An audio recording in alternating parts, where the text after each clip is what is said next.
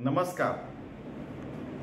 हम लोग गीता और ज्ञानेश्वरी देख रहे हैं। आज 5वां अध्याय 22 और 23 श्लोक देखेंगे, क्योंकि 22 में सारे प्रॉब्लम्स बताए और 23 में सॉल्यूशंस भी बताए, और 22 में भी सॉल्यूशन बताया और 23 में भी वो उसका परमानेंट सॉल्यूशन बताया। दोनों इसमें बहुत सुंदर है। हाँ, यही संस्पर्श जब होगा दुख योन एवते आद्यंतवंतः कौन्तेय न तेषु रमते बुधः। ठीक है, ये 22वां श्लोक है। और 23वां श्लोक है शक्नोति हैव यह सोढ़ुम, शक्नोति हैव यह सोढ़ुम प्राक शरीर विमोक्षणात् काम क्रोधोद्भवम वेगम सयुक्त स सुखी नरः। ठीक है, तो 22वें श्लोक का अर्थ है कि हमें जो भी सुख पंच ज्ञानेन्द्रिय पंच कर्मेंद्रिय से उपभोग लेके मिलते हैं, ठीक है, तो उनकी मर्यादा रहती है। जैसे कल बताया कि एक जलेबी खा के सॉरी भैया हमारा आत्मा तृप्त हो सकता है, तो 142 जलेबी कौन खाएगा। वो 1935 वाली कहानी बताई थी कि वो पहलवान थे तो 142 वो खाते थे। स्वामी जी ने उदाहरण बताया था। ठीक है, तो आखिर में अगर हम तो 142 खाएंगे तो हम शायद 15 दिन में खाएंगे, यानी 10-10 रोज हर रोज हो गए तो एक महीने में 142 खाएंगे, या तो पूरी फैमिली मिलकर खाएंगे तो एक हफ्ते में खाएंगे। ठीक है, तो कितनी खानी चाहिए उसकी मर्यादा रहती है। क्या होता है कि जो विषय सुख में रममाण रहते हैं, जिनको एक आइसक्रीम से पेट नहीं भरा, फिर 10-12 खाते तो उनका गला भी खराब हो जाता है। ठीक है, छोटे बच्चे को तो इतना सा आइसक्रीम दिया तो ऐसे करता है, बाद में उसको एक आइसक्रीम खा तो उसका गला फिर खा करते उसकी माता जो परेशान हो जाती है।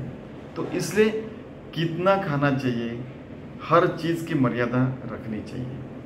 ठीक है, ये 22वें श्लोक का अर्थ है। और 23वां जो श्लोक है उसका अर्थ ये है कि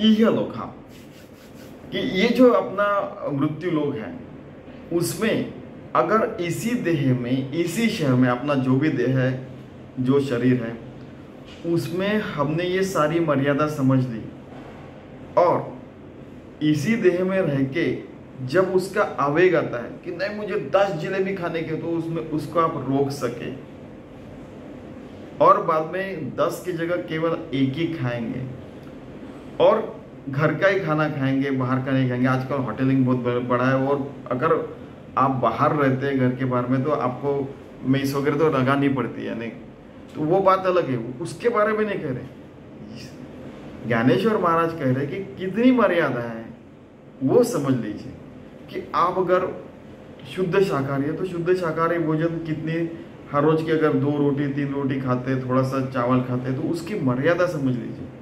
बहुत ज़्यादा खाना, बहुत कम खाना, ये भी ठीक नहीं। अपना शरीर का इतना अच्छा पोषण होना चाहिए कि वो अपनी साधना कर सके। आखिर में क्या है कि हम हमारा परमार्थ साध सके, इसको इन्होंने इम्पोर्टेंस दिया है। और जो ये सारे काम क्रोध के वेग सह सकता है उसी को योगी कहते हैं, और वही असली सुखी हो सकता है। और नहीं तो क्या होगा, तो वो ज्ञानेश्वर महाराज बहुत अच्छी तरीके से बता रहे हैं वो कि कई बार ऐसे होता है कि वो करेगा तो क्या होगा। तो लास्ट टाइम बताया था कि अरे यार ये लोह लोष्ट पाषाण बढ़ क्यों रहे, क्योंकि लोग पाप मार्ग से जाते हैं, यानी बुराई बहुत करते, तो उनका लोह लोष्ट पाषाण होंगे। ज्ञानेश्वर महाराज कह रहे हैं हाँ, फिर वो विविध प्रकार की योनियों में जाएंगे।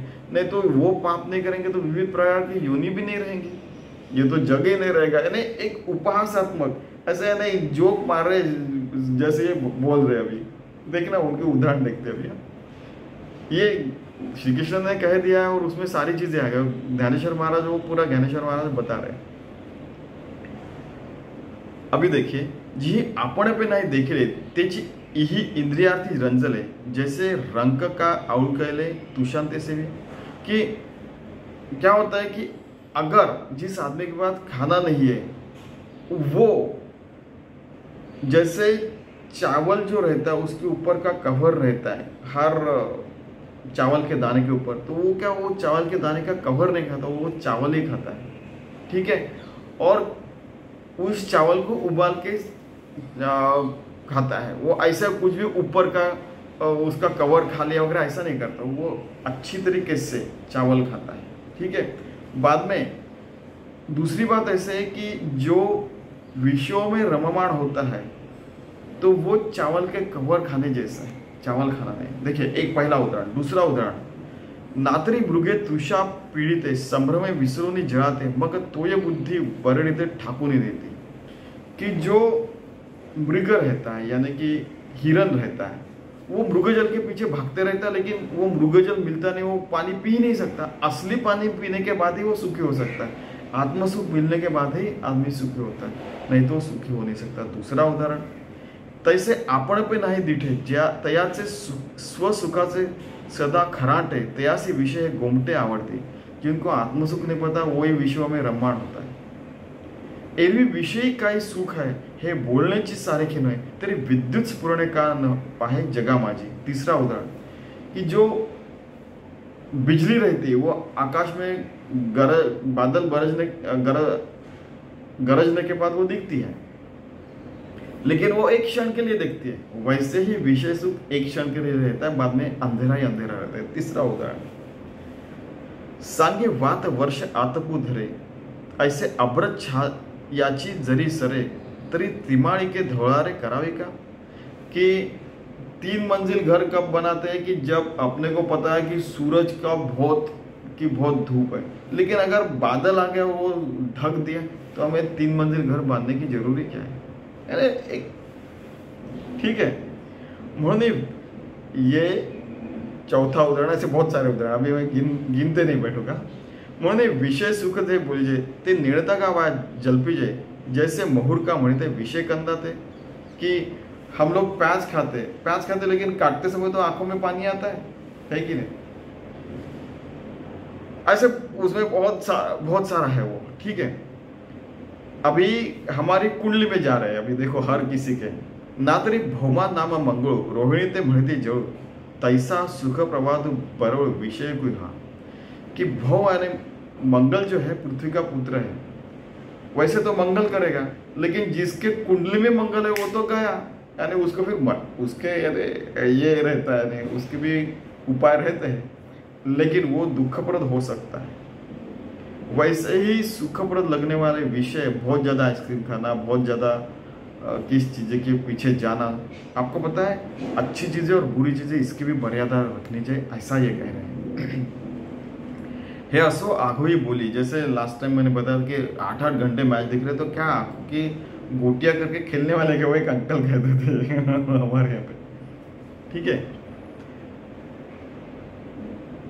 आहे असो आघवी बोली सांगपा सर्प फणीची सावले ते शीतल होई केतुली मूषकाजे। कि सर्प फणी नाग का जो डंख रहता है उसके नीचे में छोटा सा अगर मूषक बैठ गया तो क्या वो उसको छाव मिलेगी? नहीं, वो कभी भी खा सकता है।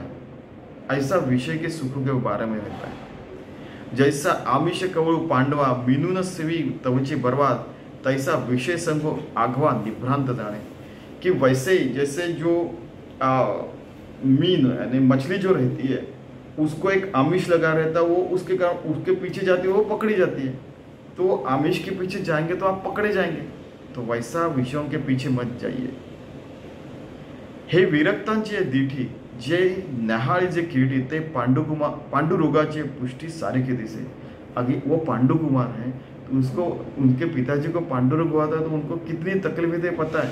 तो विषय सुख पांडुरोग जैसे ऐसा अर्जुन को बता रहे हैं, और इसीलिए विरक्त जो लोग रहते इसके पीछे विषयों के पीछे जाते नहीं। म्हणून विषय भोगीचे सुख ते साध्यंतची जाण दुःख परी काय करते मूर्खना सेविती न सरे। लेकिन उस दुख को ही सुख मान के विषय के पीछे भागने वाले लोग उसका उपभोग लेते ही है। मैं क्या करूं, उनको मूर्ख ही कहना चाहिए, ऐसे ज्ञानेश्वर महाराज कह रहे। हे अंतर नेड़ी ते पापोडे म्हणून अगत्य सेवणे घडे सांगे पूय पंखीचे किडे काय चिरसी घेते। यानी हमको कुछ जख्म होता है, उसमें जो पीला पीला पदार्थ आता है, उसमें जो कीड़े रहते, वो उसका उपभोग लेते, उनको आत्मसुख कैसे समझेगा? तया दुखिया दुःखची जिव्हार, जिनको दुख में रहना ही अच्छा लगता है, ते विषय कर्दमीचे दर्दूर, ते भोगजाचे जलचर सानिध्य के, तो वो आत्मसुख उनको क्या समजेगा? आणि दुःखयोनी जी आहाती ती या निरर्थका तरी नव्हती, जरी विषयावरी विरक्ती धरती जीवे. कैसे, यानी फूल फेंक के मार रहे हैं या तो उपहासात्मक बोल रहे हैं कि अपनी हंसी उड़ा रहे हैं एक प्रकार से, कि जो विषय सुख अच्छा लगता है, तो विषय सुख लेने के बाद लखा 84 फेरे, उसमें वो लखा 84 फेरे भगवान ने तैयार किए, उसमें जाके कहीं तो भी वो उनको कोई तो भी जन्म मिलेगा, मानवीय जन्म नहीं मिलेगा. तो फिर 84 लक्ष योनि नहीं रहेंगे, तो फिर तो जग तो गया, भगवान ने फुकट में निर्माण किया, ऐसा हो जाएगा. जग जन्म और गने के बाद तो ये सारा चक्र चलेगा कैसे सृष्टि का? मैंने इस तरीके से बोला है. फिर ऐसे बहुत सारे उदाहरण दिए.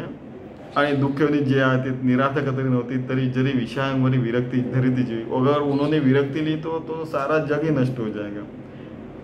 म्हणून अविद्य जात नाथिले, ते दिहीची साच दाविले, जी सुख बुद्धी घेतले विषय दुःख, सुख के नाम पे विषय का दुःख ले रहे हैं.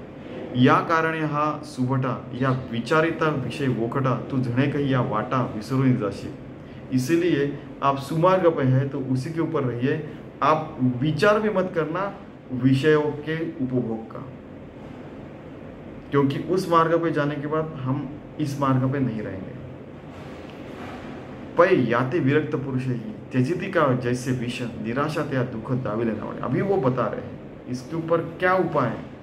न्याहाण्याचा हन ठाई, याची माधुरी किरण है, देही देहभाव जी सोवश की, कि देहभाव में रहते हुए ही वो ये सारे चीजों को कंट्रोल करते हैं, मर्यादा में रहते हैं, उसके पीछे नहीं भागते.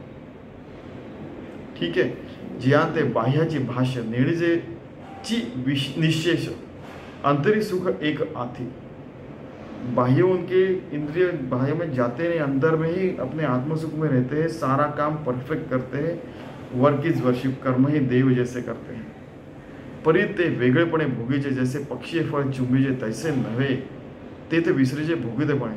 वो इतने रम्माण हो गए रहते हैं आत्मसुख में, वो सारे अपने काम हर रोज के करते हैं कि फल खाने वाला पक्षी और भोग्य वाला जो जीव है, ऐसी त्रिपुटी जो रहती है वो नष्ट हो जाती है. वो भगवान के सुख में, आत्मसुख में रह के सारे काम करते हैं.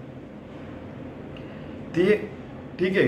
बाद में बहुत सारे उदाहरण दे का. आकाशी वायू हरूपे, ते तो दोन्ही भाष लोपे, तैसे सुखची उरे स्वरूपे सूर्य देते.